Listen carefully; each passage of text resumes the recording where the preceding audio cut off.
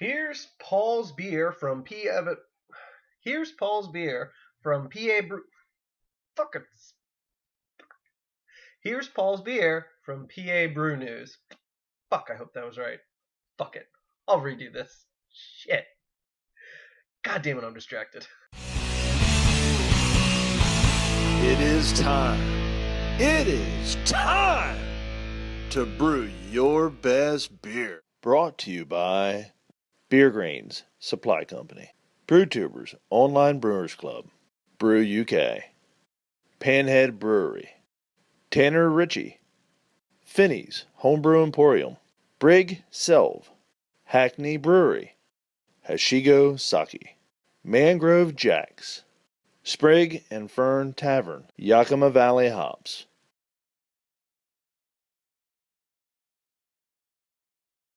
Here is PA Brew News. Shit, even that I can't get right. Here's his beer. Let's read what's going on in this bad boy. I've already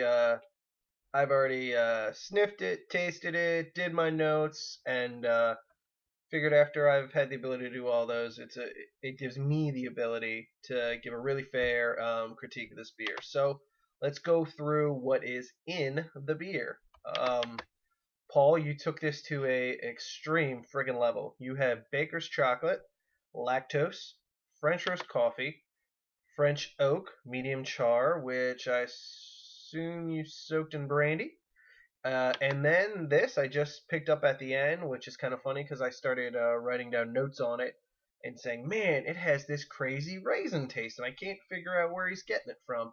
And then I just press it down one more time in your brewer's ingredients, and bada bing, bada boom, you put a quarter pound of raisins in it. So wow, that's pretty freaking intense, man. You got a lot of stuff going on here. So that being said, let's go into it. I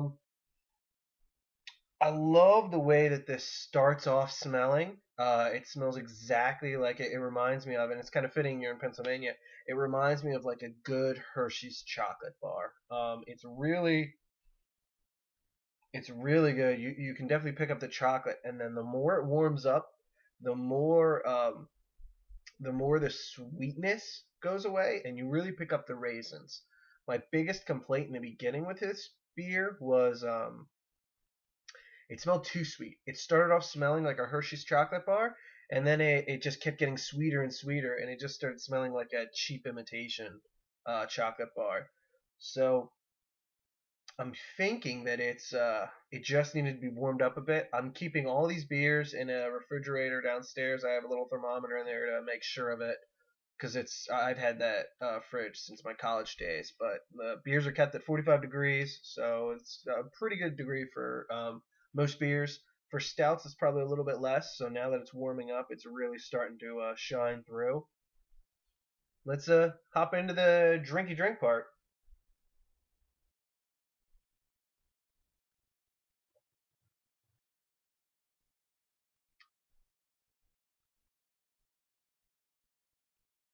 Okay, so this is like I can't remember whose beer it was that started off good and then started a lot of the flavors start to come through, and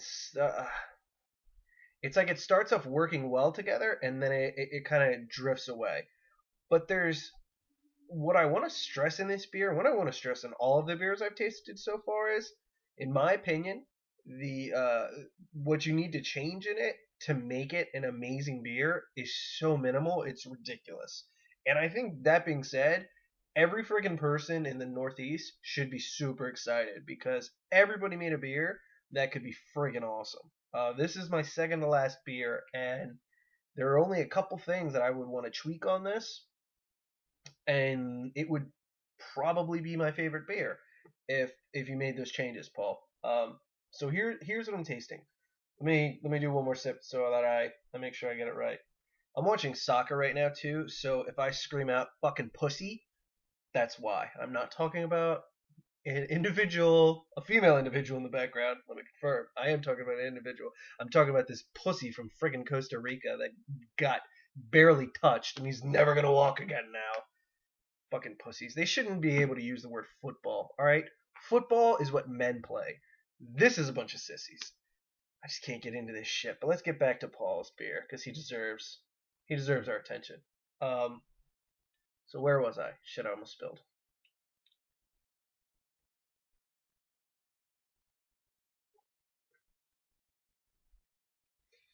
Okay, so now that it's gotten up to temperature more, or the temperature's raised, I don't taste the sweetness as much as I did in the beginning.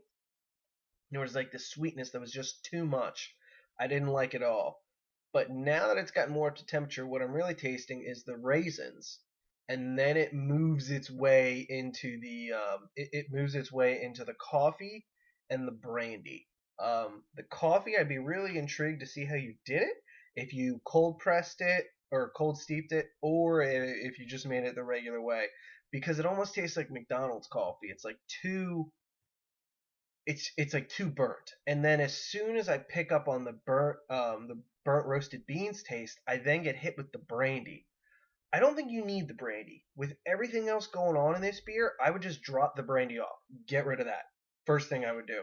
Second thing, I would try tweaking the way that I introduced the coffee, because I think the coffee could really work well with this beer, but I don't think it's needed, and it definitely overpowers more than it should, in my opinion. So tweak that. The raisins, I would leave. In the beginning, I was saying that the sweetness was too much, but the sweetness has kind of gone away the more it warms up.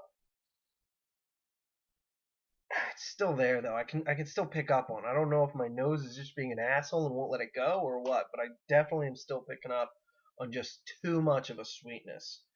So, and going back to the brandy, this beer when I poured it looked thick as hell.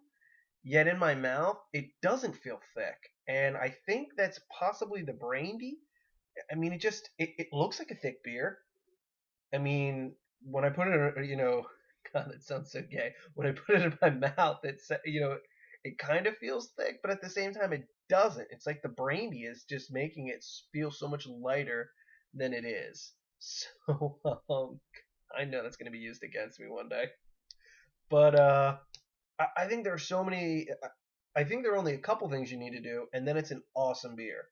But that being said, yeah, I would cut out the brandy. I think the brandy's too much. The raisins, I don't mind. I think the raisins are really interesting and kind of cool. I would keep them. Um, but yeah, other than that, I think you have a great beer. I mean, you cut out the brandy, change the way you do the coffee, and maybe switch up the chocolate you used because I'm still picking up some like imitation sweetness. And man, you have an awesome beer, a 10 out of 10 beer. I mean, I know we're not supposed to give scores, but you change those, man. You have a great beer. But I'm gonna enjoy this. The kids are gone. I'm just gonna let this thing warm up and keep tasting it and see what happens. But yeah, I think you got a great beer here, man, and you should be proud of what you made. If this thing makes it past the first round, and you still have a bunch of these left over, just allowing these to age even more, man, this could be like a deadly assassin beer because it could just sneak up on you and be an awesome beer. So congratulations. Can't say thanks enough, man. Awesome job on the beer. I'm out.